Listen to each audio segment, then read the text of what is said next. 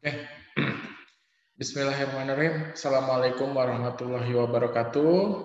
Selamat malam semuanya. Waalaikumsalam. Oke, hari ini kita bertemu kembali di perkuliahan Entrepreneurship 1 ya. Ini pertemuan ke-12. Jadi kita akan ada 2 pertemuan lagi, pertemuan 13 dan 14 gitu ya. Jadi masih akan ada pertemuan lanjutan gitu ya. Dan hari ini saya akan membahas mengenai source of capital dan juga strategi for growth. 2 materi itu secara singkat gitu ya, dan kurang lebih waktunya 30 menit. Seperti biasa untuk absensi silahkan kalian tulis nama dan NPM di kolom chat gitu ya, nama lengkap ya. Nama lengkap dan NPM di kolom chat untuk saya rekap sebagai absensi, dan di akhir nanti akan ada screenshot seperti biasa.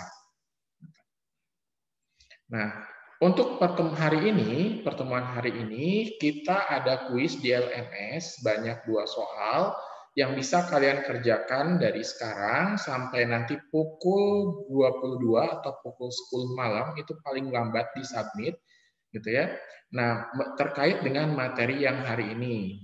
Nah, pengerjaannya itu 30 menit, tapi kalian punya 2 kali kesempatan. Jadi misalkan yang pertama sudah dikerjakan, pengen diperbaiki, yang kedua dikerjakan lagi, silahkan.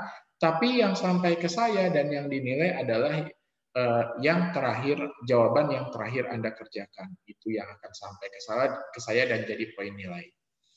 Nah, itu saja materi pengumumannya. Dan jangan lupa sekali lagi silahkan tulis nama lengkap dan NPM di kolom chat.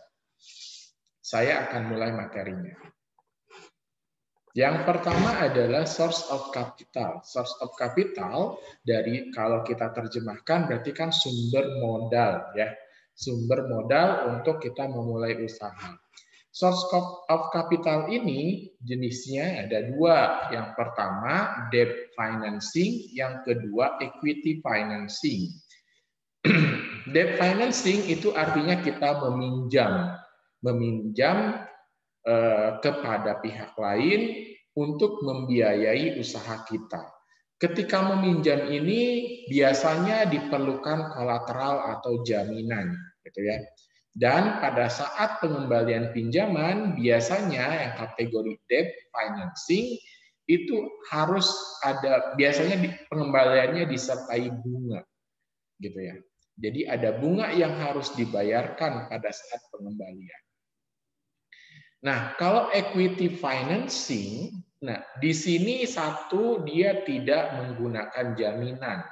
Artinya bahwa si modal ini berasal dari entrepreneur itu sendiri.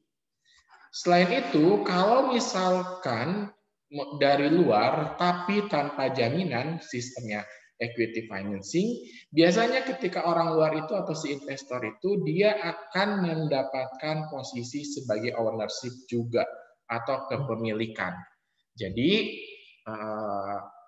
tidak ada pengembalian dengan bunga dan tidak ada jaminan atau kolateral. Ini adalah faktor-faktor kenapa perlu pembiayaan. Pertama, mengenai ketersediaan dananya, asetnya, dan lain-lain bisa kalian baca. Nah, selain itu, tipe pembiayaan sumber dana itu bisa secara internal maupun eksternal. Gitu kan? Sebentar. Sorry.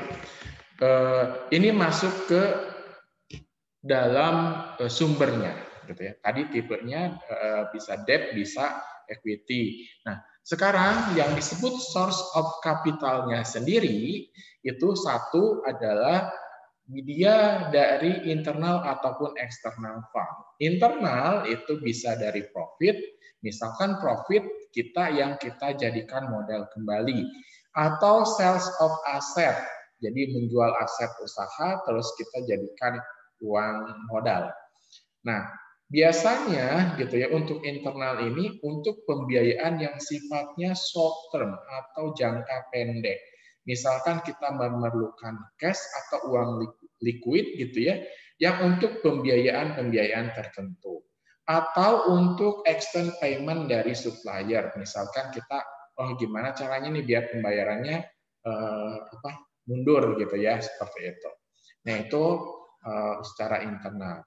Kalau eksternal, biasanya ketika akan mencari dari eksternal, ada beberapa hal yang harus dievaluasi. Pertama, biasanya kalau kebutuhan kita ngambil dari eksternal itu, ini kebutuhannya itu untuk kebutuhan jangka panjang. Jadi tidak sedikit biasanya. Nah, terus yang harus dilihat juga adalah cost-nya. Gitu ya. Cost-nya terkait kalau kita ngambil, karena akan ada cost. Terus control loss-nya dari perusahaan terhadap uang tersebut. Jadi memang harus di-watching, harus diperhatikan. Nah, selain itu, source of capital juga, sumber pembiayaan itu bisa dari personal funds. Gitu ya. Personal funds ini adalah dari, kalau internal eksternal tadi ya, berarti kan internal itu dari perusahaannya ya, dari perusahaan. Nah, kalau personal funds itu dari orangnya, gitu. Dari si entrepreneur-nya. Misalkan kalau dari perusahaannya tadi kan profit, berarti kan hasil dari usaha itu. Tapi kalau personal fund misalkan dari tabungan si pemilik, si owner. Atau owner menggunakan life insurance-nya untuk pembiayaan. Atau si owner dia mortgage gitu. Mortgage menggadaikan rumah ataupun kendaraannya. Nah, itu bisa dijadikan sumber modal. Nah, ini kategori yang kedua, personal fund, selain tadi internal dan external funds. Yang ketiga, source of capital bisa dari family and friends. Jadi dari keluarga ataupun dari teman.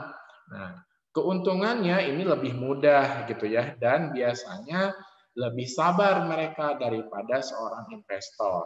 Nah, kerugiannya biasanya mereka bisa direct untuk ikut campur di perusahaan yang kita bangun atau yang kita kelola.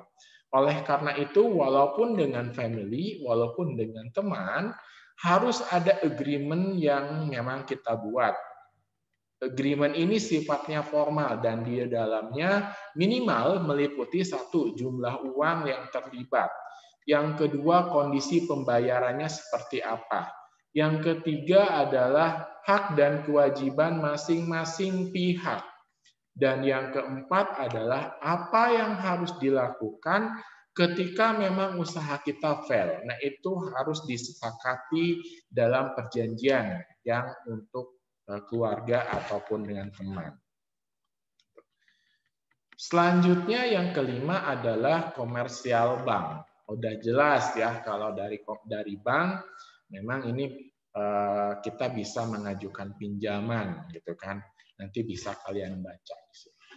Nah, dari bank nanti mereka punya ketentuan-ketentuannya. Ini salah satu sampelnya aja. Sampelnya bagaimana mereka akan lending decision gitu. Jadi akan memberikan pinjaman dan prosedurnya. Bisa kalian baca, tapi lebih tepatnya adalah sesuai ketentuan perbankan masing-masing. Itu yang kelima. Yang keenam, biasanya kalau di luar itu ada SBA, Small Business Administration, yang memang fokus terhadap startup atau para UMKM. Kalau di kita mungkin Kadin kali ya. Nah, tapi posisinya dia memang memberikan garansi dan memberikan pinjaman terhadap para pemilik UMKM tersebut atau para startup bisnis. Itu kalau di luar dengan beberapa ketentuan. Ini bisa kalian baca ketentuannya. Gitu ya.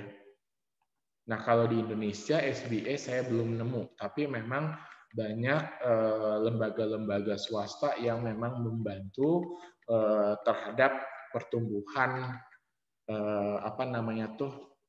UMKM. Selanjutnya adalah dari R&D Limited Partnership atau partnership terbatas.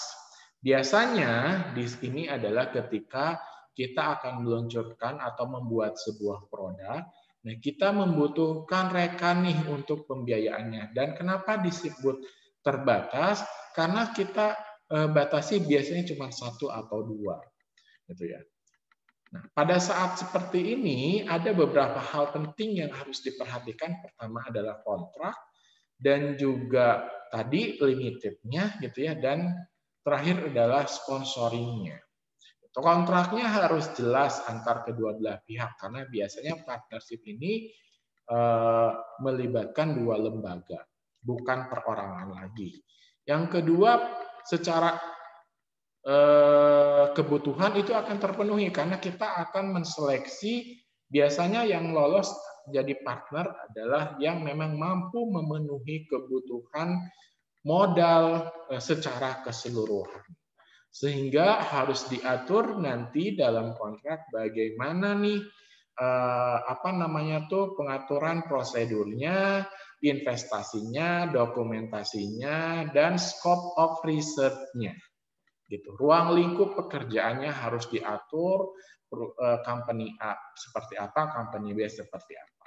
Selain itu exit stage-nya, jadi ketika selesai ini juga harus seperti apa nanti pembagian royaltinya, joint venture-nya seperti apa, atau secara komersialnya seperti apa. Benefit-nya, gitu, ada benefit, ada cost-nya juga. Benefit-nya otomatis kebutuhan dana akan tercukupi. Resiko juga akan terbagi dan juga kita punya financial statement yang tersponsori secara kuat. Artinya memang karena partner kita mumpuni dalam hal amunisi keuangan.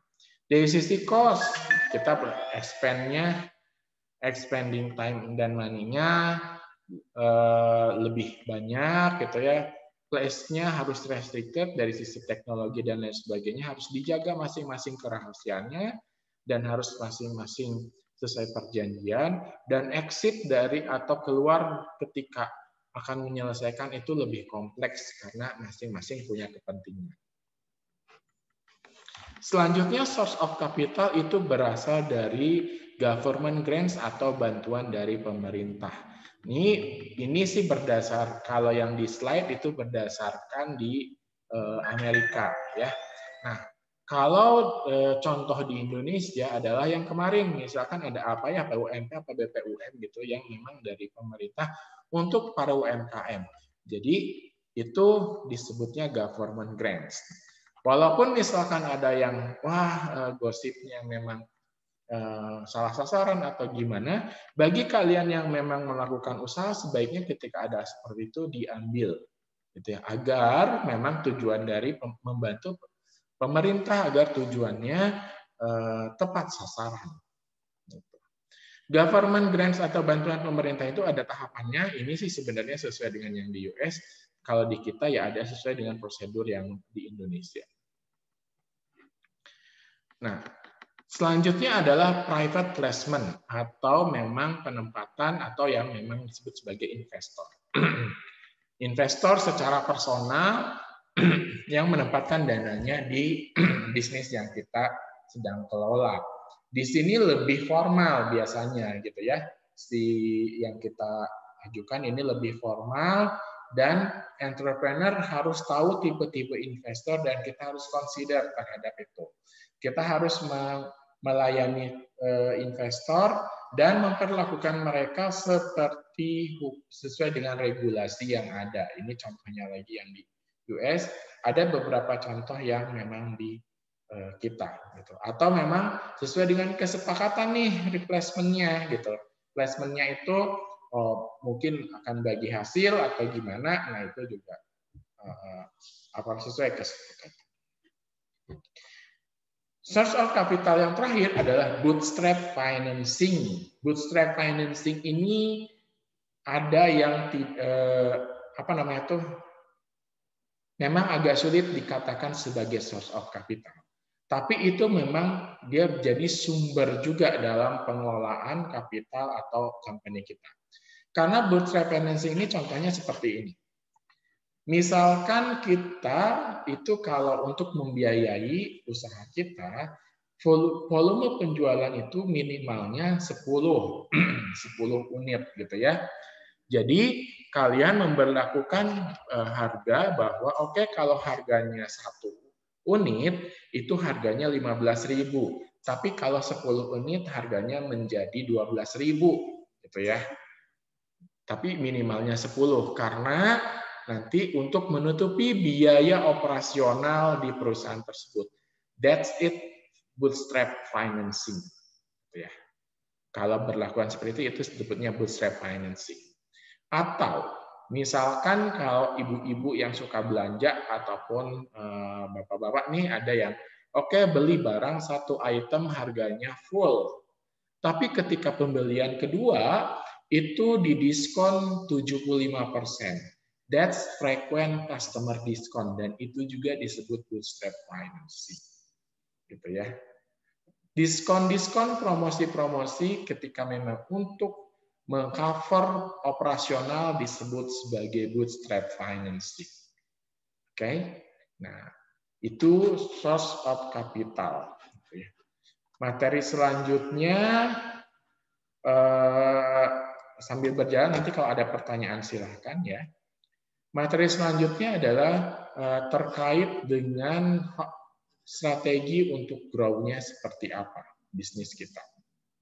Saya akan share dulu screen-nya. Oke. Bagaimana strategi untuk pertumbuhan bisnis kita? Strateginya cukup dari tabel ini sebenarnya. Jadi kalau nanti kalian bisa baca penjelasannya di sini banyak ya. Nah, saya akan menjelaskan secara singkat. Kalau kalian lihat ada di posisi sebelah kiri itu ada market, di bawah ada produk, atau biasanya kita sebut ini sebagai asset matrix gitu ya. Nah, market dan produk, apabila lihat produknya itu adalah existing, ya, artinya memang yang sudah ada, marketnya juga sudah ada, maka bisa strategi yang dilakukan adalah penetration strategi.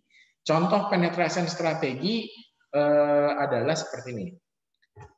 Misal iklan Yakult, Yakult kalian ada iklan, ya sehari saya minum 2. That's untuk meningkatkan volume penjualan di produk tersebut. Atau pasta gigi. Pasta gigi kalian ada slogannya bahwa sikat gigi itu harus pagi dan malam. Itu untuk meningkatkan. Terus yang kedua dalam iklannya pasta gigi dia tuangkan penuh di dalam bulu sikat giginya. Padahal cukup dengan sebesar biji kacang hijau misalkan. That's untuk meningkatkan volume penjualan. Jadi penetration strategi itu bisa dilakukan dengan bagaimana meningkatkan volume penjualan dari produk yang sudah ada. Artinya frekuensinya harus ditingkatkan lagi, frekuensi penggunaan. Tolong dicek mic-nya ya. Jadi biar tidak mengganggu, mic-nya tolong di-mute terlebih dahulu. Masing-masing tolong dicek. Nah, itu disebut penetration strategi. Jadi penetration strategi ini gimana caranya meningkatkan volume penjualan dari produk yang sudah ada di pasar yang memang sudah berjalan. Selanjutnya ketika produknya itu memang sudah ada, bisa diturun ke bawah nih, produknya ada, tapi pasarnya baru, maka yang dilakukan adalah market development strategi. Market development strategi ini biasanya karena nih pangsa pasarnya baru, produknya sudah ada. Nah, untuk menyasar pasar itu, kita bisa pilah-pilah bahwa konsumennya itu menjadi grup-grup kecil. Misalkan seperti ini. Karena ini pangsa pasarnya baru, areanya baru ya, dan produknya sudah ada, maka kita pilih nih, kita kelompokkan grupnya gitu ya. Dari sisi oke deh kita akan menjual ke kelompok ibu-ibu pengajian misalkan. Pengajian dulu atau kelompok usia dari sekian sampai sekian. Nah, itu strateginya adalah dengan cara memilah-milah customer kita menjadi beberapa bagian dan kita masuk untuk menjelaskan produk existing tersebut, kita menjual produk existing tersebut. Jadi kita pecah-pecah customer-nya. Nah, selanjutnya ketika produknya itu baru dan marketnya existing. Nah, contoh dari produknya baru, marketnya existing biasanya adalah HP. HP ini di setiap tahun dia mengeluarkan fitur baru. Itu disebut sebagai salah satu strategi product development strategis. Kenapa? Karena si produknya dianggap baru ketika Note 10 Note 10 mungkinnya menjadi Note 20. Note 20 itu Samsung gitu ya, Samsung Galaxy Note 10 dan Galaxy Note 20. Nah, itu produknya kategorinya baru dan marketnya existing. Maka ketika seperti itu, strategi yang dipakai adalah product development, di mana kita memperkenalkan fitur-fitur produk baru dibandingkan produk yang lama. Nah, kita kuatkan itu, kita tanamkan, kita bangun desire-nya hingga mereka tertarik, gitu ya. Itu di dalam product development strategi. Selanjutnya di sini ketika produknya baru, marketnya juga baru. Nah, yang dilakukan adalah diversifikasi strategi. Diversifikasi strategi ini ada backward strategi, ada juga forward strategi. Backward integration sama forward integration. Kalau backward itu artinya yang ditambahkan adalah value added-nya di produk. Kalau forward itu adalah value added-nya pada saat penyampaian ke customer, gitu ya, di modif penyampaiannya. Horizontal itu lebih ke arah value added-nya komplementari. Jadi memang dua-duanya mungkin bisa dipakai. Jadi diversifikasi strategi ini juga bisa dilakukan dengan cara kita melihat customer kita dengan cara copy paste strategi orang lain untuk misalkan penerapan di area yang baru ini, atau kita copy paste dengan strategi yang pernah kita lakukan, gitu ya, pada saat membuka pasar baru kita coba di sini. Itu diversifikasi strategi. Nah, ketika melakukan strategi, jadi kita tuh biar tahu bahwa produk kita posisinya di mana nih. Oh, produk kita existing dan marketnya existing, maka yang dilakukan adalah penetration strategi. Kalau produk kita ada di sini existing dan marketnya baru, maka yang dilakukan adalah market development strategi. Itu fungsinya dari gambar ini, gitu ya. Jadi kita mengetahui strategi apa yang akan kita lakukan. Setelah mengetahui strategi yang kita lakukan, otomatis itu akan berimbas. Kalau misalkan anggaplah sukses, maka itu akan grow, bertumbuh. Nah, pertumbuhan ini akan berimplikasi kepada internal perusahaan, diantaranya otomatis pressure terhadap financial resource juga akan tinggi. Nah, di sini kita harus sudah mulai memikirkan metode ataupun sistem yang akan kita pakai di finansial untuk membantu proses finansialnya. Terus pressure terhadap human resource juga, karena biasanya bertumbuh gitu ya, employee juga makin sibuk, burnout, pada stres gitu ya, dan juga mulai hire yang baru dan yang lama juga mungkin meninggalkan, sehingga turnover-nya akan tinggi. Nah, ini harus di watching. Jadi entrepreneur di sini, oh ini efeknya terhadap finansial seperti itu ya, berarti saya harus siap-siap nih dan cari solusinya. Terhadap HR juga seperti itu, berarti saya harus siap-siap nih cari solusinya. Bagaimana manajemen employee-nya otomatis berubah dengan adanya pendatang baru nih, employee baru ataupun kultur baru, maka dealing dengan employee juga harus disesuaikan. Time entrepreneur-nya juga waktunya akan semakin tertekan atau ada tekanan terhadap waktu karena beberapa aktivitas yang dilakukan ini akan menyita waktu dan juga ada permasalahan di situ gitu. Jadi untuk menyelesaikan masalah-masalah yang timbul. Nah, ini juga harus di-manage waktunya. Nah, ini ada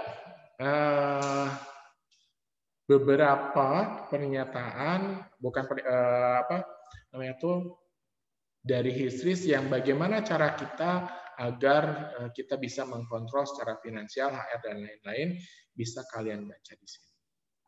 Gitu ya. Apa aja kayak record keeping gitu, bagaimana untuk HR controllingnya bisa kalian baca. Nah, itu materi kita hari ini. Terima kasih. Sambil kita, apakah ada pertanyaan? Sambil kita nunggu, silakan dibuka. Nanya, Pak. Ya, sambil nunggu sekalian dibuka ininya ya, videonya ya untuk screenshot ya persiapan.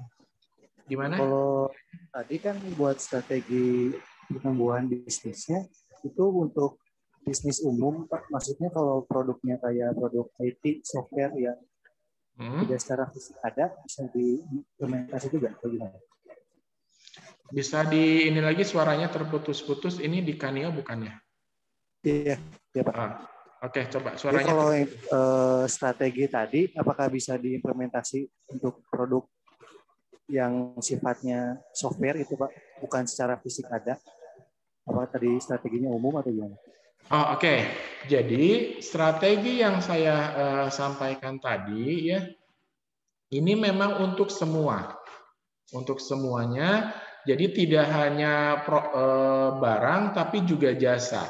Contohnya jasa nih, nah jasa kita, misalkan produknya jasa kita existing nih, banyak yang sudah kita pakai dan marketnya juga banyak. Nah, bagaimana nih jasa kita agar lebih frekuensinya ditingkatkan lagi penggunaannya, gitu. Nah, jadi di sini posisinya ada di mana nih, gitu kan? Ada di produk existing dan market existing. Maka penetration strategi, gimana caranya volumenya ditingkatkan, gitu seperti itu. Jadi ini berlaku untuk semua, ya, baik produk berupa barang maupun produk berupa jasa. Ada lagi? Nah, mengenai strategi di dalamnya, Pak, saya harus ngapain gini-gini. Nah, itulah yang memang nanti aplikatif dan implementatif yang kadang-kadang tidak diperoleh dari secara materi di perkuliahan. Ada beberapa yang memang, oke, saya punya kreativitas sendiri bahwa saya akan meningkatkan nih, contohnya jasa manage operation-nya akan kita tingkatkan, dirubah nih dari manage operation sifatnya ke manage service misalkan ya. Nah, seperti itu. Oke, yang lain sambil dibuka videonya. Saya ingatkan kembali ya untuk absensi di kolom chat. Dibuka silahkan videonya. Oke, saya hitungan ketiga ya, satu kali ya. Untuk screenshot silahkan, masih ada beberapa ini. Oke, satu orang lagi. Erio. Oke. 1, 2, 3. Oke, terima kasih. Saya ingatkan di kolom chat untuk apa namanya? Absensi ya. Ada lagi pertanyaannya? Oke, kalau tidak ada, saya ucapkan terima kasih atas kehadirannya hari ini. Silahkan cek LMS-nya, silahkan dikerjakan kuisnya, hanya 2 pertanyaan. Sampai ketemu lagi minggu depan. Terima kasih atas atensinya. Selamat malam. Wassalamualaikum warahmatullahi wabarakatuh. Boleh meninggalkan chatnya. Waalaikumsalam warahmatullahi wabarakatuh. Waalaikumsalam warahmatullahi wabarakatuh. Waalaikumsalam warahmatullahi wabarakatuh.